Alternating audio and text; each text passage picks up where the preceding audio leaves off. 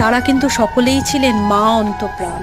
পৃথিবীতে যুগে যুগে দেখা গেছে যতবার অবতার পুরুষ জন্ম নিয়েছেন ততবারই তার সঙ্গে তার শক্তিও জন্ম নিয়েছেন, এবং শক্তি আরাধনার মধ্যে দিয়েই কিন্তু সেই অবতার পূজা সার্থক হয়েছে।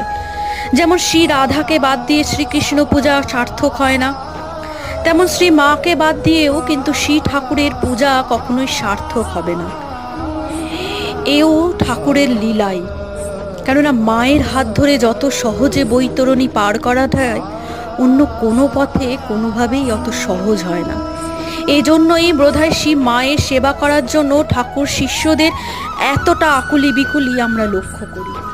মা লৌকিক না অলৌকিক? মায়ের ভক্ত ও শিষ্য ধীরেন্দ্র কুমার গুহ ঠাকুরতার একটা অভিজ্ঞতার কথা এ প্রসঙ্গে বলা যায়।